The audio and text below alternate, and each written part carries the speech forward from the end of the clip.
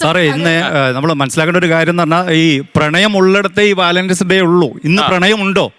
കാട്ടുപന്നിയെ വേട്ടയാടാൻ കാടൻ കൂർപ്പിച്ച കുന്തമുനയിൽ എവിടെയോ ആണ് സ്നേഹം എന്നാണ് പറഞ്ഞിട്ട് അതിനൊരു ഡെഫിനേഷൻ ഞാൻ മനസ്സിലാക്കിയിട്ടുള്ളത്. ഇന്ന് അത്രയും സങ്കീർണമാണോ പ്രണയം? നമ്മളിപ്പോൾ ഒരു എക്സാമ്പിൾ ഞാൻ പറയാം. നമ്മളിപ്പോൾ ഒരു പെട്രോൾ പമ്പിൽ കയറിയിട്ട് ഒരു നമ്മൾ വണ്ടിയിൽ പെട്രോൾ അടിക്കുന്ന സമയത്ത് ഒരു കുപ്പി ആരെങ്കിലും ഒരാൾ ഒരു ലൂസ് പെട്രോൾ മേടിക്കുന്ന സമയത്ത് നമുക്ക് തന്നെ മനസ്സിലൊരു ആദ്യമാണ് ഇത് ആരുടെയെങ്കിലും പ്രണയ നൈരാശ്യം കുപ്പിയിലാവുന്നതാണോ? ഈ അടുത്ത കാലത്ത് അതിന്റെ കൊലപാതകം വളരെ കൂടിയിട്ടുണ്ട്. അത് മാത്രമല്ല, നമ്മൾ പഴയ കാലങ്ങളിൽ എന്ന് പറഞ്ഞാൽ പ്രണയം പോലെ തന്നെ മനോഹരമാണ് പ്രണയം നൈരാശ്യവും. ഇന്ന് പ്രണയവും ഇല്ല. നൈരാശ്യം മനോഹരമായിരുന്നു. വളരെ മനോഹരമാണ്. താങ്കൾക്ക് എപ്പോഴെങ്കിലും അനുഭവപ്പെട്ടോ? ഇല്ല. ആ ഭാഗ്യം ഉണ്ടായില്ല. റെഡി. സർ, അതില് ഇപ്പം ഇന്ന് പ്രണയവും ഇല്ല, പ്രണയം നൈരാശ്യവും ഇല്ല എന്ന് പറഞ്ഞല്ലോ. ഞാൻ പല സ്ഥാപനങ്ങളിലും HR ആയിട്ട് വർക്ക് ചെയ്യുന്ന ആളാണ്. അപ്പൊ അവിടെ ഇന്നത്തെ ഇതുപോലത്തെ കുട്ടികളെ റിക്രൂട്ട് ചെയ്യുന്ന ഒരു HR-ലാണ് ഞാൻ റിക്രൂട്ട് ചെയ്യുന്നുണ്ട്.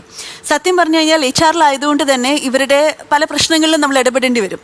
ഏറ്റവും കൂടുതൽ ഇപ്പം നമ്മൾ പല പേരുകൾ പറഞ്ഞ് ഒരുപാട് നമ്മൾ കളിയാക്കാരൊക്കെ ഉണ്ട്, സിറ്റുവേഷൻഷിപ്പ് എന്നൊക്കെ ഇവർ വിളിക്കുന്നു. പക്ഷെ സത്യം പറഞ്ഞാൽ ഒരു റിലേഷൻഷിപ്പിലായതിനു ശേഷം അതിൽ നിന്നും പുറത്തേക്ക് വരാൻ ഏറ്റവും ബുദ്ധിമുട്ടുന്നത് എനിക്ക് തോന്നുന്നു നമ്മുടെ ഇന്നത്തെ കുട്ടികളാണ്. കാരണം അവർക്കത് ഭയങ്കര ഇമോഷണൽ ട്രോമയും ഡിപ്രഷൻ, ആങ്സൈറ്റി, പെട്ടെന്ന് തന്നെ പാനിക് അറ്റാക്സ് വരുന്നു. നമ്മളെ പോലുള്ളവർ അത് മാറുകയാണ് ചെയ്യുന്നത്.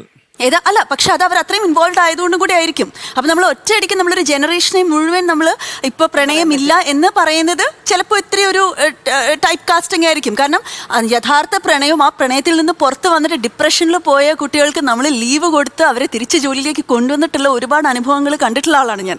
അതുകൊണ്ട് ഇന്നത്തെ കുട്ടികളും ഡീപ്പായ റിലേഷൻഷിപ്സിൽ പോകാറുണ്ട്. അതിൽ നിന്ന് പുറത്ത് വരാൻ അവർക്ക് അറിയാത്ത സിറ്റുവേഷനിൽ ഡിപ്രഷനിലേക്ക് പോകുന്ന സിറ്റുവേഷൻസും ഉണ്ട്. അതുകൊണ്ട് ഇന്നും പ്രണയമുണ്ട്, പ്രണയ നൈരാശ്യമുണ്ട്, അത് കാരണം ഉണ്ടാവുന്ന ഡിപ്രഷനൊക്കെ ഉണ്ട്. പക്ഷേ കൊമേഴ്ഷ്യലൈസേഷൻ വല്ലാത്ത പ്രഷറാണ്. ഫോർ എക്സാമ്പിൾ, ഇപ്പോൾ സോഷ്യൽ മീഡിയയിൽ ഇപ്പോൾ വാലന്റൈൻസ് ഡേ ഇന്ന് സോഷ്യൽ മീഡിയ തുറന്ന് നോക്കിക്കഴിഞ്ഞാൽ മുഴുവൻ എക്സ്പെൻസീവ് ഗിഫ്റ്റ്സ്, പിന്നെ പാർട്ട്നേഴ്സ് ആണെങ്കിലും ചോദിക്കുന്നത് എനിക്ക് എന്താ ഇന്ന് വാങ്ങിയത്, what did you get for me എന്ന് ചോദിക്കാം. ആ കാര്യത്തിൽ ഈ കൊമേഴ്ഷ്യലൈസേഷൻ എന്ന് പറയുമ്പോൾ ഇത് ഒരു ഓപ്പർച്യൂണിറ്റിയാണ്. നമ്മൾ എന്ത് കാര്യം ഒരു നമ്മുടെ 365 ഡേയ്സ് ഉണ്ട്. 365 ഡേയ്സിൽ സ്പെഷ്യാലിറ്റി ഡേയ്സ് ഉണ്ട്.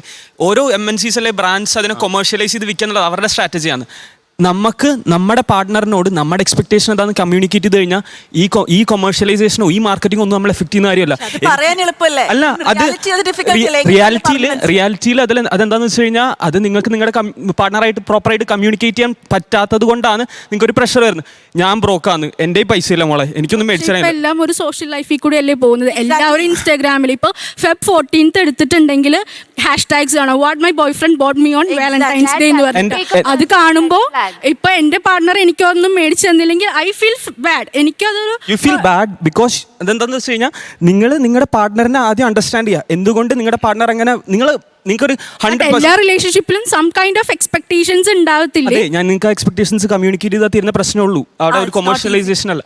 ഒരു ഗിഫ്റ്റ് ചോദിച്ച് മേടിക്കാറുണ്ട് കാണുന്ന പോലെ ബ്ലാക്ക് ആൻഡ് വൈറ്റ് അല്ല, it is in the shades of grey. കാര്യം എന്ന് വെച്ച് കഴിഞ്ഞാൽ ഇതൊക്കെയാണ് നമുക്ക് സിറ്റുവേഷൻ അറിയാമെങ്കിലും ഒന്ന് ഇൻസ്റ്റഗ്രാം തുറന്നു നോക്കുമ്പോൾ ഓൾ അബൌട്ട് യെസ്റ്റർഡേ എന്നും പറഞ്ഞ് എല്ലാവരും കുറെ ഗിഫ്റ്റ്സ് കാണിക്കുമ്പോൾ എന്റെ ഭർത്താവ് അല്ലെങ്കിൽ എന്റെ പാർട്ട്ണർ എന്നെ ഒരു ഡ്രൈവിന് കൊണ്ടുപോയത് മാത്രമാണ്. നമ്മൾ സോഷ്യൽ മീഡിയ കാണുന്ന നമ്മൾ എന്തിന് കമ്പയർ ചെയ്യുന്നു? That's entirely different thing. അത് മനസ്സിലാക്കാൻ പറ്റുന്ന ഒരാൾ, അത് മനസ്സിലാക്കി കമ്മ്യൂണിക്കേറ്റ് ചെയ്യാൻ പറ്റുന്ന ഒരാളുടെ ഒരു പെർഫെക്റ്റ് അല്ല ഒരു മെച്യൂർ റിലേഷൻഷിപ്പ് എന്ന് പറയുന്നത്. ആരാണ് ഈ ജനറേഷനിൽ കമ്പാരിസൺ ചെയ്യാത്തത്? ഈ ഒരു ലൈഫ് സ്റ്റൈലിൽ ജീവിക്കുന്ന ആരും കമ്പാരിസൺ ചെയ്യാണ്ട് ജീവിക്കുന്നില്ല. നാളെ ഈ ഒരു ജനറേഷനിലല്ല, എല്ലാ ജനറേഷനിലും അപ്പുറത്തെ വീട്ടിലെ ആളെ നീ കണ്ടോ, അവന്റെ നില നീ കണ്ടോ, അവൻ എവിടെ നീ കണ്ടോ. 90കളുടെ അവസാന കാലഘട്ടങ്ങളിലാണ് ഈ വാലന്റൈൻസ് ഡേ എന്നുള്ളത് കേരളത്തിൽ പ്രചാരണത്തിൽ വന്നു എന്നാണ് ഞാൻ മനസ്സിലാക്കുന്നത്. 4ാം നൂറ്റാണ്ടിൽ മരിച്ചതാ അല്ലേ? ആയിക്കോട്ടെ, പക്ഷെ കേരളത്തിൽ നമ്മുടെ കേരളത്തില് ഇത് വന്നു തുടങ്ങിയിട്ടുള്ളത് ഞാൻ മനസ്സിലാക്കുന്നത് 90 കാലഘട്ടങ്ങളിലാണ്. ലോകത്തെവിടെയായാലും ഏത് സമയത്തും 24 വാർത്തകളും ഓഗ്മെന്റഡ് റിയാലിറ്റി പാക്കേജുകളും എക്സ്പ്ലെയിനറുകളും വിശദമായി കാണാൻ ഞങ്ങളുടെ YouTube ചാനൽ നിങ്ങൾക്ക് സബ്സ്ക്രൈബ് ചെയ്യാം.